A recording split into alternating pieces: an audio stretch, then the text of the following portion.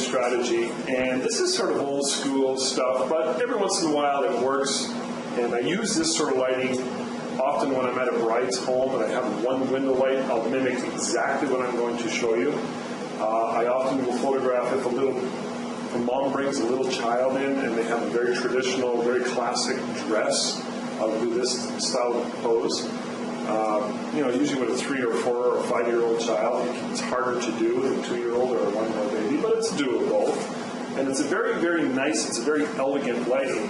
And all I've done was I've brought the main light over quite a bit more, and Megan is now, her head position is between me and the main light. That's called a 3/4 shot. So the lighting is coming down here, and there's a lot of shadow from here on up. It's very important that her nose and eyes are looking in the same direction. So what I'm going to do is I'll actually show you how that looks, so that you can get an idea. That's beautiful. This, by the way, works really, really well for grad shots, for very traditional, very classic grad shots. It's not quite a profile, but it's working towards profile. What's really important, Megan, turn your head a bit. Turn. You don't want her nose to cut into her cheek right here. That kind of is very distracting. So you want to make sure the nose is still, turn your head just a bit, kind of in the background behind her nose, right here, is visible so that the two do not intersect. And the light position is really important as well. So if we bring the main light over behind Megan,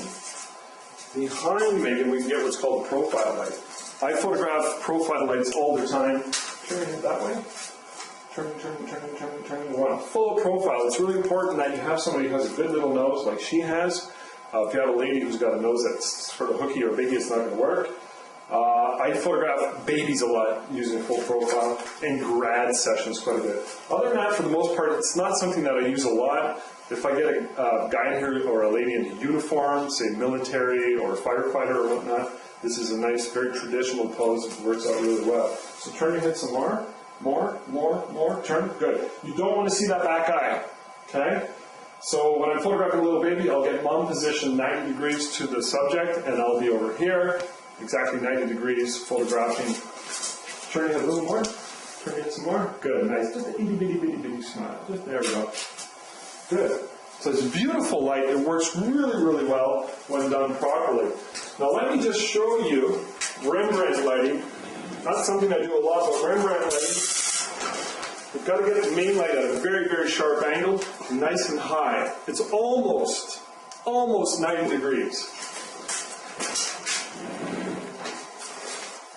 I just took your picture. Were you smiling? No. So it's like very high up, and the way it works is that, turn your head a little towards me. Good. Eyes here. Actually, you can look towards me. I'm going to bring that light around just a little more. This is very tricky lighting.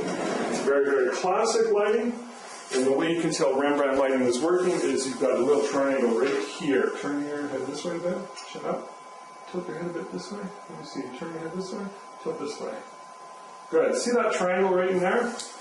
I find this lighting, because it's such a strong shadow, it's such a strong angle, I find it works best when the subject is not smiling. Because you got a big smile, you got lines showing under the eyes, laugh lines get really, really emphasized, so you really want to be careful with the expression. Just there, that's nice. So she's breathing through her lips. Do that again, part your lips a little more. Look at me here. Good. So it's a nice, it's a very, very nice, very calm, very Mona Lisa-esque lighting. So while we're finishing off this portion, I want to show you ways to modify, because we didn't talk about kicker lights. There are 3 ways to use kicker lights. I talked about my main lighting types that I use.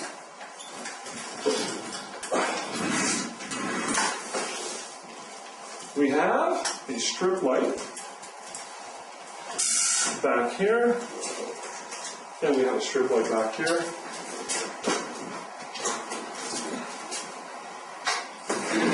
There, sorry about that. Okay, we've got kicker lights. You can tell a huge difference in dimension. Let me get a shot. Turn your head a bit this way. Yeah, there you go. Bring that a little lower. Turn your head just a bit. A little bit of a smile. There, nice. Okay, now the way a kicker light is exposed, I like to expose it, and this is totally up to you. I like to compare it to a chef who's making a pasta sauce and using garlic. The amount of garlic he uses is up to you. The amount of spices he uses is up to you. So these are like, kicker lights are like spices in a stew or a pasta.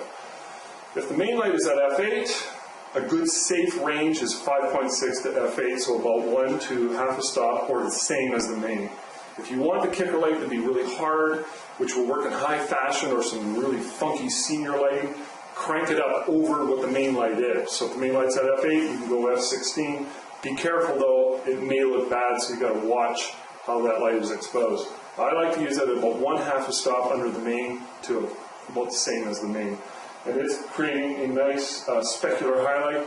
Again, those are false tones, but false tones like the shadow creates your final image insofar as texture, shape, form, working with a good subject, pose, everything else coming together in perfect harmony makes an awesome end result. That's what you want.